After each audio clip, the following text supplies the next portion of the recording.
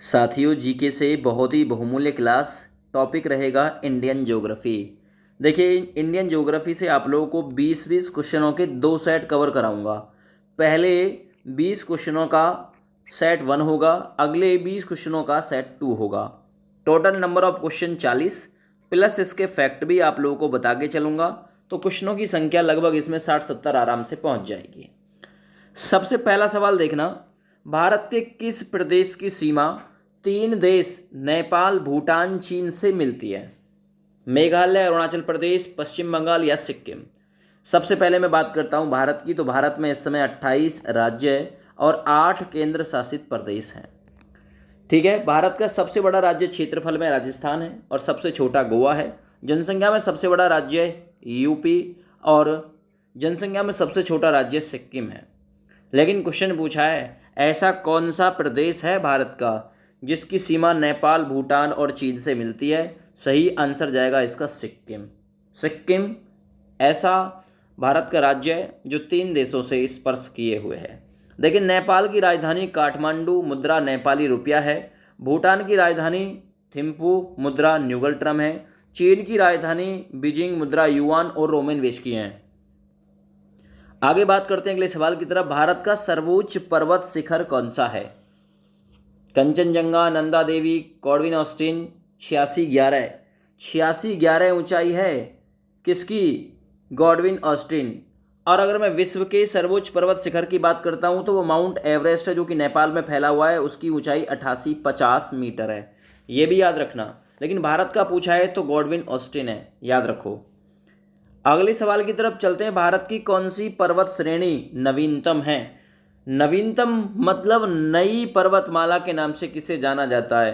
हिमालय, सह्याद्री, अरावली या सतपुड़ा? तो सही आंसर जाएगा इसका हिमालय। हिमालय जो कि भारत के उत्तर में है, ये भारत की नवीन पर्वत श्रेणी या श्रृंखला माना जाता है। याद रखिएगा दोस्तों, आपसे पूछेगा भारत की सबसे पुरानी पर्वतमाला कौन सी है, तो वो अरावली है, जो कि राजस्थान राज्य में फैली हुई है। आगे बात करते हैं सवाल नंबर 4 की। भारत में निम्नलिखित में से कौन सी पर्वत श्रेणी जो केवल एक राज्य में फैली हुई है? अरावली, अजंता, सतपुड़ा या फिर इनमें से कोई नहीं?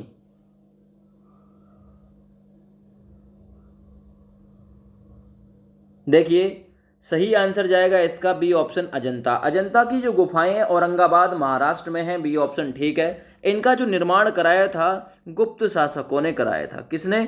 गुप्त शासकों ने कराया था। ये महाराष्ट्र के औरंगाबाद में है, ठीक है ना, और ये एक ही राज्य में फैली हुई हैं। आगे बात करते हैं, अरावली पर्वत का सबसे ऊंचा शिखर कौन सा है? गुरु शिखर, शेर, दोदा बेटा या फिर इनमें से कोई नहीं? तो इस सवाल का सही आंसर जाएगा अरावली, जो कि राजस्थान में स्थित सबसे प्राचीन पर्वत है। इसका सर्वोच्च शिखर है Guru Shikhar, option number A. बहुत ज़्यादा पूछा जाता है ये क्वेश्चन। अगला सवाल, निम्नलिखित में से सबसे प्राचीन पर्वत श्रेणी कौन सी? अभी मैं बता के निपटाऊं सबसे प्राचीन पर्वतमाला, तो वो अरावली है, ऑप्शन नंबर सी। आगे बढ़िए। तुजु दर्रा भारत को किस देश से जोड़ता है? तुजु दर्रा, म्यांमार, चीन, नेपाल, भूटान? तो देखिए, सही आंसर जाएगा इसका म्यांमार। म्यांमार वो देश है जो भारत से जुड़ता है तुजु दर्रे के साथ से। सवाल नंबर 8, भारत की सबसे बड़ी वाह नदी कौन सी है? सबसे बड़ी प्रवाहित होने वाली नदी कौन सी है? नर्मदा, महानदी, गंगा या गोदावरी? तो सही आंसर जाएगा सबसे ज़्यादा प्रवाहित होने वाली नदी वो है गंगा, ठीक है ना। गंगा का जो उद्गम होता है अलकनंदा और भागीरथी के संगम से होता है। ये देव प्रयाग में इनका संगम होता है, वहीं से गंगा का नाम गंगा पड़ता है। गंगा का मैदानी प्रवेश जो होता है दोस्त, वो हरिद्वार से होता है। हरिद्वार से गंगा मैदान में उतरती है, उससे पहले पहाड़ियों पर होती है, ठीक है ना। गंगा की जो भारत में जो लंबाई है, देखिए 25-25 इसकी कुल लंबाई है, 25-25। लेकिन 25-10 ये भारत में है, 15 किलोमीटर ये बांग्लादेश में भी बहती है, ठीक है ना। और बांग्लादेश में गंगा को किस नाम से जाना जाता है? बताइए बताइए। पद्मा के नाम से जाना जाता है दोस्त, याद रखना, ठीक है भैया। गंगा और ब्रह्मपुत्र की जो संयुक्त धारा है उसे मेघना कहा जाता है। और वहीं अगर मैं ब्रह्मपुत्र की बात करूं तो ब्रह्मपुत्र को बांग्लादेश में जमुना के नाम से जाना जाता है। देखिए नर्मदा नदी का अधिकांश भाग भारत के किस राज्य में बहता है? सवाल नंबर 9। तो नर्मदा नदी जो कि अमरकंटक की पहाड़ियों से निकलती है, ठीक ना, और मध्य प्रदेश यानी एमपी में इसका अधिकतर भाग प्रवाहित होता है दोस्त।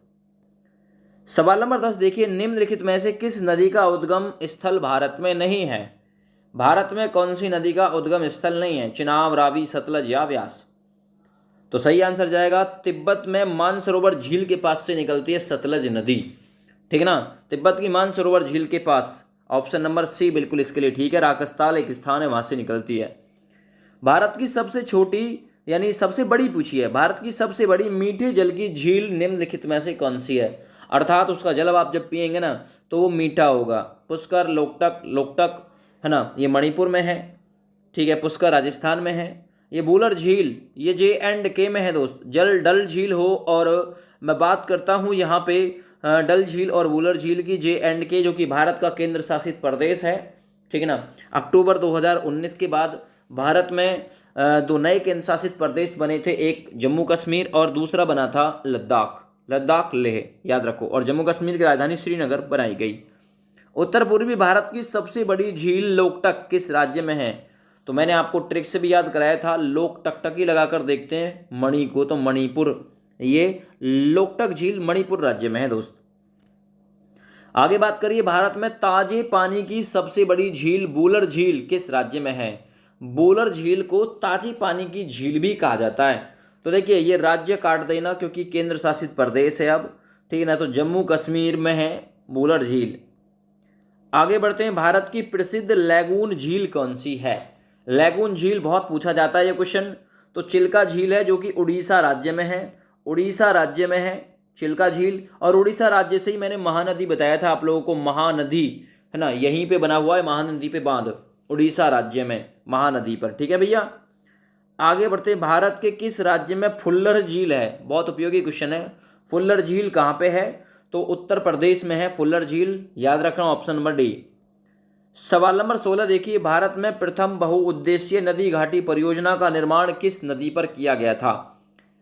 16वां नंबर क्वेश्चन बहुत ज़्यादा इंपॉर्टेंट है, दामोदर नदी पर किया गया था। ऑप्शन नंबर सी बिल्कुल इसका ठीक है। ये भारत में प्रथम बहुउद्देशीय नदी घाटी परियोजना का निर्माण हुआ था इस नदी पे। सवाल नंबर 17 देखिए, भारत के कोरोमंडल तट से सर्वाधिक वर्षा किस समय में होती है? किस समय में होती है कोरोमंडल तट से सर्वाधिक वर्षा? तो दोस्त ये अक्टूबर से नवंबर में होती है। ऑप्शन नंबर बी बिल्कुल ठीक है इसके लिए। सवाल नंबर 18 पे आइए, भारत में सर्वाधिक वर्षा कहाँ पर होती है? सबसे ज़्यादा वर्षा कहाँ पे होती है? मानसिंगराम, बीकानेर, शिमला या फिर इनमें से कोई नहीं? तो मैंने बताया था मानसिंगराम मेघालय में एक स्थान है जहाँ सबसे ज़्यादा वर्षा होती है दोस्त। 19वां नंबर क्वेश्चन, भारत पाक बगलिहार परियोजना है ना किस नदी पर है? बताइए, भारत पाक बगलिहार परियोजना। तो देखिए पगलीहार जाएगी, बगलीहार, पगलीहार, चिनाब में मत खड़ी हो, चिनाब, चिनाब नदी पर है दोस्त, याद रखना, ठीक है ना।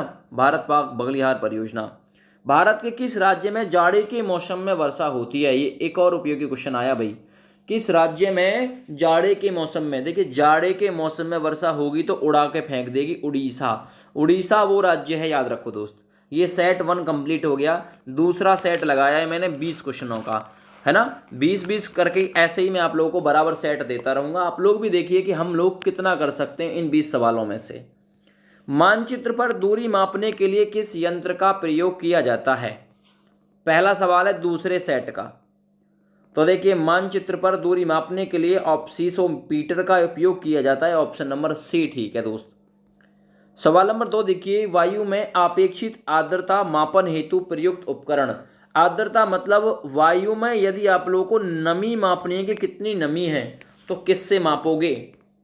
बैरोग्राफ से वायु दाब मापा जाता है। चलो बहुत बढ़िया, तो ये हाइग्रोग्राफ है। ऑप्शन नंबर ए, हाइग्रोग्राफ से मापी जाती है आर्द्रता।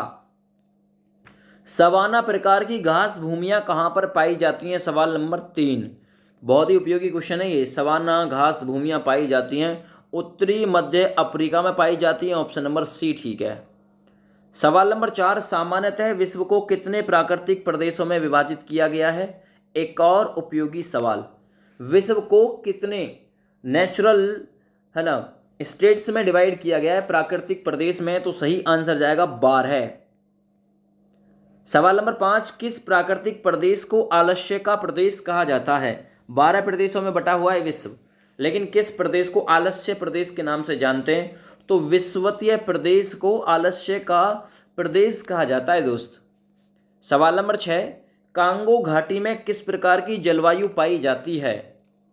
मानसूनी, उपध्रुवीय, विषुवतीय या फिर भूमध्य सागरीय? तो ऑप्शन नंबर डी ठीक है, भूमध्य सागरीय जलवायु पाई जाती है कांगो, है ना, कांगो घाटी में। आगे बढ़ते हैं। विषुवतीय प्रदेश में वर्षा कब होती है? कब होती है विषुवतीय प्रदेश में वर्षा? गर्मी, जाड़े, कभी नहीं, सालों भर? तो याद रखना जो विषुवतीय प्रदेश है ना उनमें सालों भर वर्षा होती रहती है दोस्त। सैलवा प्रकार के वन मिलते हैं कहां पर? सैलवा प्रकार के वन मिलते हैं सवाल नंबर 8। तो ये भी सैलवा प्रकार के वन मिलते हैं विषुवतीय प्रदेश में। सवाल नंबर 9, विषुवतीय प्रदेश को अन्य किस नाम से जाना जाता है? बहुत ही अच्छा क्वेश्चन है। विषुवतीय प्रदेश को अन्य नाम से जाना जाता है क्षीण कारक प्रदेश। क्षीण कारक प्रदेश, ऑप्शन सी। सवाल नंबर 10 देखिए, निम्नलिखित में से कौन सा जलवायु प्रदेश फलों तथा शराब निर्माण के लिए विश्व विख्यात है? कौन सा प्रदेश है जहां पे शराब निर्माण और मतलब फलों के लिए विश्व विख्यात है? तो वो भैया भूमध्य सागरीय प्रदेश है जो इसके लिए फेमस है। 11वां नंबर क्वेश्चन देखिए, भारत सर्वश्रेष्ठ उत्पादक और उपभोक्ता है। उत्पादक का मतलब उत्पादन करता है, उपभोक्ता का मतलब खुद ही उपयोग करता है उस चीज़ का। उत्पादन भी ढेर सारी मात्रा में करता है, तो चाय का उत्पादक है ना अग्रणी है और उपभोक्ता भी अग्रणी है। सबसे ज़्यादा जो शुद्ध चाय मिलती है देखिए वो संसद के लिए जाती है पश्चिम बंगाल के दार्जिलिंग की है ये, ठीक है ना, याद रखना। आगे सवाल नंबर 12, नकदी फसल में सम्मिलित नहीं है। कौन ऐसा है जो नकदी फसल में शामिल नहीं है? देखिए गन्ना नकदी फसल में आता है, जूट, कपास आता है, लेकिन गेहूं किसकी फसल है दोस्त? ये रबी की फसल है, ठीक है ना, नकदी या जायद की फसल में नहीं आएगा। आगे, मत्स्यन किस प्रकार की आर्थिक क्रिया है? मत्स्यन, अगर आप मत्स्य उत्पादन, मांस का उत्पादन करोगे तो कौन सी क्रिया होगा? प्राथमिक, चतुर्थक, द्वितीय या द्वितीयक, तृतीयक? तो ये प्राथमिक क्रिया कहा जाता है दोस्त, आर्थिक क्रिया है ये, इकोनॉमिक वर्ब बोलेंगे इसे। आगे, व्यापारिक रूप से मत्स्य पालन का व्यवसाय, यदि आप मत्स्य पालन यानी मांस का पालन करना चाहोगे तो व्यापारिक यानी व्यापारिक स्तर से व्यापार करने के लिए मांस का पालन करोगे तो वो क्या कहलाएगा? तो देखिए वो पीसी कल्चर कहलाएगा, ऑप्शन सी, है ना। रेशम कीट पालन सेरी कल्चर कहा जाएगा। एपीकल्चर मधुमक्खी पालन कहा जाएगा। विटीकल्चर बागवानी उत्पादन से संबंधित हो जाएगा दोस्त। विटीकल्चर को आप लोग एक बार चेक कर लेना, ठीक है ना भैया।